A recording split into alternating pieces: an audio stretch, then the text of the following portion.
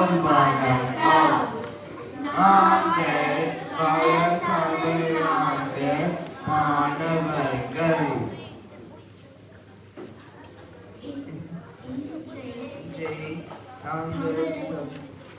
தாய்ப்பொங்கலை பற்றி கூற வந்துள்ளோம்.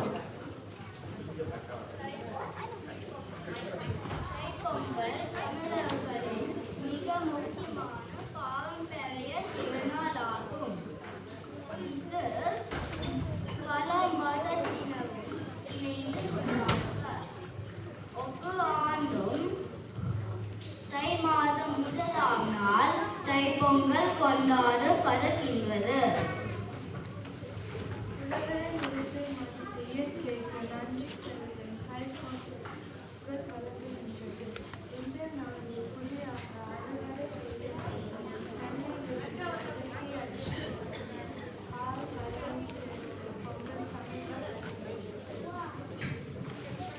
தைப்பொங்கல் நாளில் வீடுகள்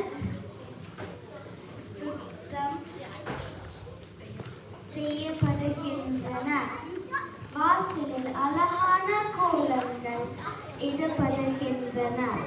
புதிய ஆடைகள் அணிந்து அனைவரும் மகிழ்வார்கள். புதிய மண் பானையில் பால் பொங்க வைத்து பால் பொங்கும் போது பொங்கலோ பொங்கல் என்ற மகிழ்ச்சியுடன் முழங்குவது இந்த திருநாளில் சிறப்பாகும். இது வளமும் செழிப்பும் என்பதை குறிக்கிறது. தை முதல் நாளில் முதல் பொங்கலின் பயனை கதிரவனுக்கு படைத்து அதன் பின்னர் குடும்பத்தாருக்கும் சுற்றத்தாருக்கும் வழங்கிய பெண்மை தாங்கும் உண்பது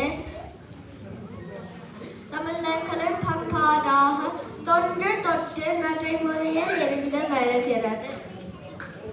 பொங்கலுக்கு அடுத்த நாள் மாட்டு பொங்கல் கொண்டாடப்படுகிறது. உழவு தொழிலுக்கு உறுதுணையாக விளங்கும் ஆவணங்களுக்கு நன்றி கூறும் நாளாக இந்நாள் அமைகிறது. மாட்டு பொங்கல் விவசாயத்தில் உதவும் மாடுகளை சிறப்பாக கொண்டாடுகிறோம். மாடுகளை நீராட்டி மலர் மாலை அணிவித்து மணிகளை கட்டி கொண்டாடும். இலங்கையில் பொதுவாக 2 நாட்களும் புலம்பெயர்ந்த நாடுகளில் கால்நடைகளை வீட்டில் வளர்க்க முடியாது என்பதால் ஒரு நாள் தைப்பொங்கலை மட்டும் கொண்டாடுவர். தமிழ்நாட்டில் சில இடங்களில் போகி பண்டிகை, பட்டி பொங்கல், காணும் பொங்கல், தைப்பொங்கல் என்று 4 நாட்களும் கொண்டாடுவர்.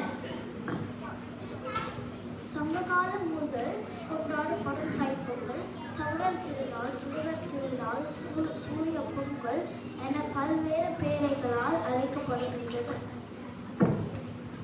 தைப்பொங்கல் அங்கள் புதிய ஆரம்பமாக கருதப்படுவதால் தாய்ப்பெருநாள் அறிபிறக்கம் என்பது தமிழர்களின் நம்பிக்கையாகும்.